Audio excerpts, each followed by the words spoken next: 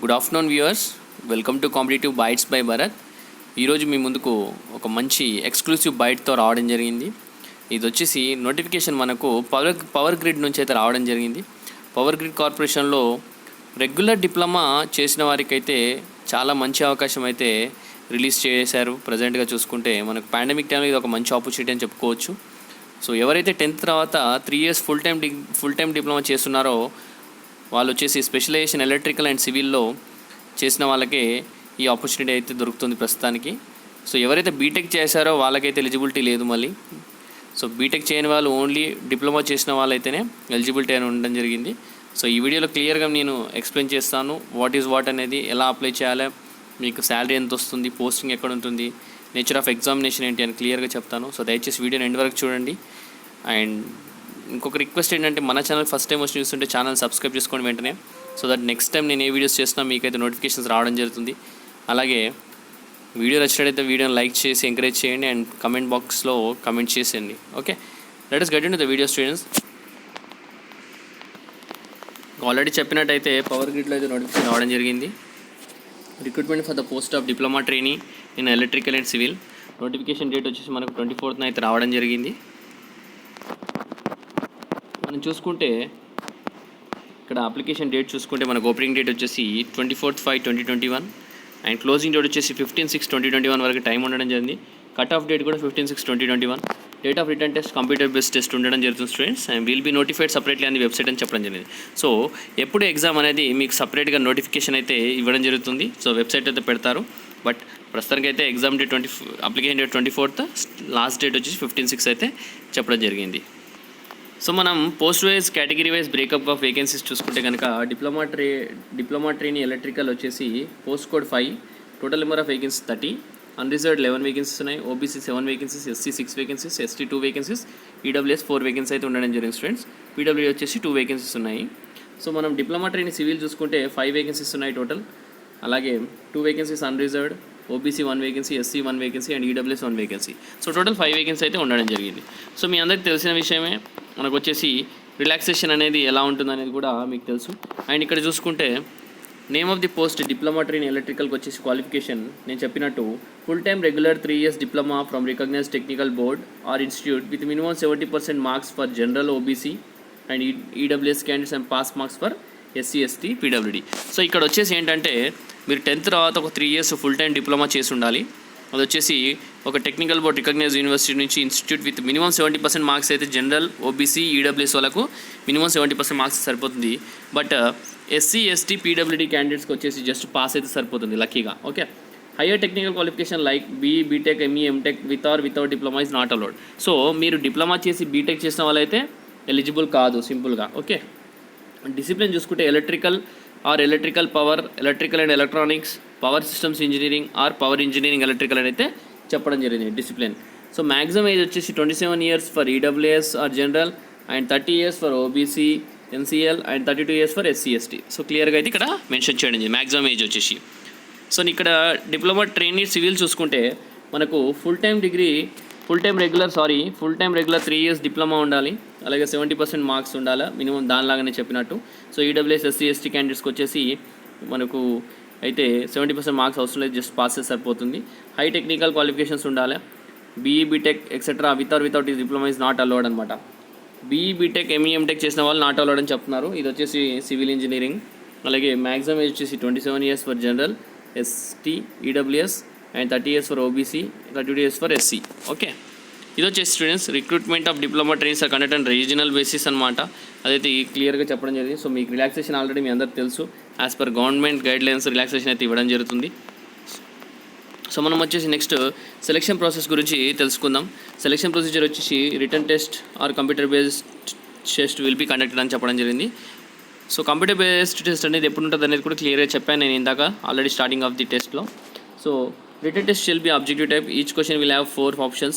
So 2 hours duration అయితే ఉండడం జరుగుతుంది. సో మనకు వచ్చేసి రిటర్న్ టెస్ట్ ఆబ్జెక్టివ్ టైప్ ఉంటుంది. ఈచ్ క్వశ్చన్ వచ్చేసి విల్ హ్యావ్ 4 options అని చెప్పడం జరిగింది. 2 hours డ్యూరేషన్ ఉంటుంది. పార్ట్ 1 వచ్చేసి టెక్నికల్ నాలెడ్జ్ ఉండడం జరుగుతుంది. ఇక్కడ చూసుకుంటే పార్ట్ 1 టెక్నికల్ నాలెడ్జ్ ఉంటుంది. అలాగే ప్రొఫెషనల్ నాలెడ్జ్ టెస్ట్ కూడా ఉండబోతుంది with 120 questions having specific questions from respective discipline అని చెప్పడం జరిగింది ఇక్కడ. సో వచ్చేసి మీకు 120 క్వశ్చన్స్ ఉండడం జరుగుతుంది professional knowledge test or technical knowledge టెస్ట్లో. అలాగే పార్ట్ 2 వచ్చేసి యాప్టిట్యూడ్ టెస్ట్ ఉండబోతుంది. 50 క్వశ్చన్స్ ఉండబోతాయి. అందులో వొకాబులరీ కానీ, వర్బల్ కాంప్రిహెన్షన్ కానీ, quantitative aptitude, reasoning ability, data sufficiency and data interpretation, numerical ability అయితే ఉంటాయి students. So all questions with MCQ 4 options and carry equal weightage of 1 mark each. So ప్రతి ఒక్క క్వశ్చన్కి అయితే ఒక 1 మార్క్ ఉంటుంది. రాంగ్ ఆన్సర్కి అయితే నెగిటివ్ మార్క్ 1/4 ఉండడం జరుగుతుంది. అలాగే candidates will have the option of appearing the written test in Hindi or English. So Hindi or ఇంగ్లీష్లో మీరు ఎగ్జామ్ అపియర్ అవ్వచ్చు స్టూడెంట్స్. సో నెక్స్ట్ వచ్చేసి qualifying criteria in written test అనమాట. రిటన్ టెస్ట్ క్వాలిఫైయింగ్ క్రైటీరియా చూసుకుంటే మనకు అన్రిజర్వ్డ్ EWSలో వచ్చేసి మినిమం 40% మార్క్స్ సరిపోతుంది. Subject to at least 30% marks in each part 1 and part 2 separately. అలాగే రిజర్వ్డ్ చూసుకుంటే మినిమం 30% మార్క్స్ ఉండాలి. Subject to at least 25% marks in each part 1 and part 2 separately అనమాట. ఓకే. సో నెక్స్ట్ వచ్చేసి మనకు ఆఫర్ ఆఫ్ అపాయింట్మెంట్ కానీ చూసుకుంటే suitable candidates ఎంపాల్డ్ in the order of merit and based on the requirement appointments of selected candidates will be subject to being for medically fit అనమాట. Okay. Select అయిన తర్వాత మీరు medically fit అయితేనే మిమ్మల్ని appoint చేసుకోవడం జరుగుతుంది. మనం కంప్యూటర్ బేస్డ్ టెస్ట్ వచ్చి ఢిల్లీ, జైపూర్, డెహ్రాడూన్లో అయితే ఉండడం జరుగుతుంది. సో ఎగ్జామ్ అక్కడే ఉంటుంది. సో మీరు అక్కడికి వెళ్ళి అప్లై చేయాల్సి ఉంటుంది స్టూడెంట్స్. వచ్చేసి హాల్ టికెట్ వచ్చేసి మీరు ఆన్లైన్లో వెబ్సైట్లో డౌన్లోడ్ చేసుకోవాలి. మీకు పోస్ట్ ద్వారా అయితే పంపిరని చెప్పడం జరిగింది. ఇక్కడ చూసుకుంటే applicant should have sound health అని చెప్పడం జరిగింది. No relaxation in health standard అన్నారు. Appointment of selected candidates will subject to their being found medically fit and pre medical examination to be as per norm standards. Please visit career section health of our website for details medical standards. So medical స్టాండర్డ్స్లో మీకు exact కావాలంటే career సెక్షన్కి visit చేస్తే మీకు దాని గురించి తెలుస్తాయి students. Next వచ్చేసి కంపెన్సేషన్ ప్యాకేజ్ కనుక చూసుకుంటే మనకు ట్రైనింగ్ పీరియడ్లో అండ్ ఆన్ రెగ్యులరైజేషన్ స్టైఫండ్ వచ్చేసి 27,500 ఇవ్వడం జరుగుతుంది ట్రైనింగ్ పీరియడ్లో. అలాగే designation level of successful completion of training వచ్చేసి junior engineer grade 4 and S1 level in supervisory category. Basic pay వచ్చేసి 25,000 in the pay scale of 25,000 నుంచి 1,17,500 వరకు ఉండడం జరుగుతుంది. Besides the above compensation package also includes IDA, HRA and other allowances. So ఈ పైన ఇచ్చిన salary కాకుండా మీకు IDA, HRA and other allowances కూడా ఇవ్వడం జరుగుతుంది. Benefits such as monthly conveyance ఇవ్వడం జరుగుతుంది, reimbursement, medical facilities, various insurance covers, performance related pay కూడా ఉండబోతుంది స్టూడెంట్స్. అలాగే leave encashment, CPF, gratuity, various లో ఇంట్రెస్ట్ షార్ట్ టర్మ్ అడ్వాన్సెస్ కూడా ఇవ్వడం, అంటే మీకు లోన్స్ లాగా కూడా ఇవ్వడం జరుగుతుంది. ఇంకొకటి ఏంటంటే ఇక్కడ సర్వీస్ బాండ్ అయితే మీరు ఎగ్జిక్యూట్ చేయాల్సి ఉంటుంది. Candidates will undergo training for a period of 1 year.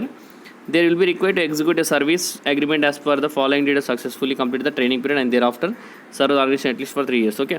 మీరు వచ్చేసి సర్వీస్ బాండ్ అయితే అగ్రిమెంట్ చేయాల్సి ఉంటుంది. వచ్చేసి మీరు మినిమం 3 years అయితే పని చేస్తామని అగ్రిమెంట్ బాండ్ ఇవ్వాలా. జనరల్ OBC EWS క్యాండిడేట్ వచ్చేసి 2,50,000 రూపాయలకి ఇవ్వాలి. ఒకవేళ బాండ్ మీరు బ్రేక్ చేస్తే 2,50,000 కట్టాలా. SC STకి వచ్చేసి 1,25,000 అయితే బాండ్ మీరు ఇవ్వాలి స్టూడెంట్స్. అలాగే అప్లికేషన్ ఫీజు చూసుకుంటే డిప్లొమా ట్రైనింగ్ ఎలక్ట్రికల్ సివిల్కి నాన్ రిఫండబుల్ ఫీ 300 రూపాయలు. ఎలా అప్లై చేయాలనేది కూడా ఇక్కడ క్లియర్గా ఇవ్వడం జరిగింది. హౌ టు అప్లై అనేది కూడా విజిట్ చేయండి power grid website, career section, job opportunities, openings, regional openings, northern region 1, Delhi recruitment and then recruitment for the post of diploma training electrical civil. No other means mode of application shall be accepted అన్నమాట. Okay. Online apply చేయడానికినే accept చేస్తారు, వేరే ఏ mode కూడా apply చేయరు, accept చేయరు. So ఇది students మనకు పేమెంట్ ఆఫ్ అప్లికేషన్ ఫీజు కూడా ఇక్కడ క్లియర్గా మీకు ఇవ్వడం జరిగింది. As candidate should keep the following documents ready for the any future requirements అన్నమాట. సెల్ఫ్ అటెస్టెడ్ కాపీస్ ఇవైతే రెడీ పెట్టుకొని, generate resume, essential qualification certificates, అలాగే proof of date of birth, అలాగే దాంతోపాటు మీకు SC ST సర్టిఫికేట్ కానీ, discharge certificate, disability certificate, any other relevant document మీరు sets అయితే రెడీ చేసుకొని పెట్టుకోవాలి. ఎప్పుడైనా అవసరం అయితే మిమ్మల్ని అడగొచ్చు.